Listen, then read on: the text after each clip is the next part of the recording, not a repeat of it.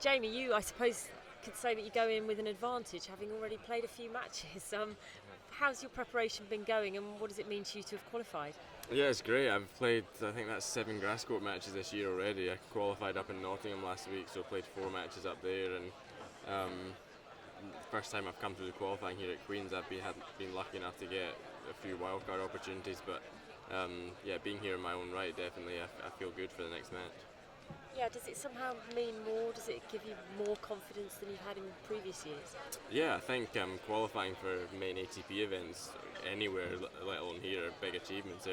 That's the sort of thing you kind of remember as you kind of keep playing. So yeah, it's definitely a much better feeling than kind of being in a tournament where maybe other people look around thinking that you're a good draw to have. You know, it's definitely a different feeling. What do you think is the key to playing on grass? For me, it really simplifies the game because of the nature of the surface. It's very direct, and you get rewarded heavily for certain things. There's not really huge amount of options as to how to play, whereas on the other surfaces you maybe have to problem solve a little bit more to kind of figure out ways to do it. Whereas on grass, regardless of who you play, if you do certain tactics well, then you will get rewarded. Benoit Paire in the first round.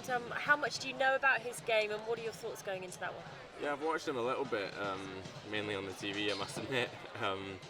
So I mean, I'll have an idea, but as I say, the nature of the grass is that do certain things well regardless of who you're playing against. And obviously I've had a lot of grass court play this year already. This will be his first match in the grass, so hopefully that can be a bit of a leveler.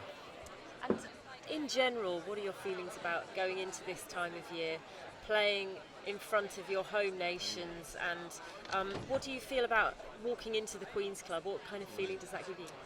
Well, gradually over the years, the grass has actually become my best surface. I wish we had better weather and we were playing on it a bit more often. But this tournament in particular, I actually think this court here is probably one of my favourite in the whole world. Just being here, you know, when the tournament's not on and seeing what it looks like when nothing's here, and they really make use of every single square inch of this court to get as many people in here as possible. And it's a great club to come and play, and you see the faces of the foreigners kind of coming in, and they know it's a bit different. There's so much tradition. It's so different to walking into other tournaments that might be kind of temporary building sites and that type of thing. So it is special. So with your opinions and your feeling about grass, I suppose this is the most important time for you to be picking up wins and picking up points and making the most of it. What do you feel that you need to do to make that next step? Well, mainly actually, kind of more than the points, is at this time of year, for somebody in my ranking, it's the finance that's a massive thing. So winning matches and doing well at these big tournaments is a massive thing, can keep somebody going, can keep a player motivated for a long period of time. I mean, just to give you an idea, actually, in terms of ATP points, qualifying for this tournament, you only get 5 ATP points, which is the same amount of points that you would get for a 10k futures if you got to the semi-finals. So you win 3 matches at a bottom end professional tournament compared to 3 matches at one of the main tour events in the whole world, and you get the same amount of points. That's an idea of how kind of top heavy the whole thing is leaning towards. But it's a great tournament to be at.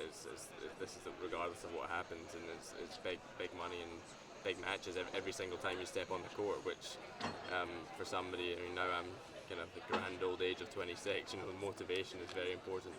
And when you look at the draw sheet and you see the big names that are listed there, is it pressure or motivation, like you said? What sort of feelings does it give you?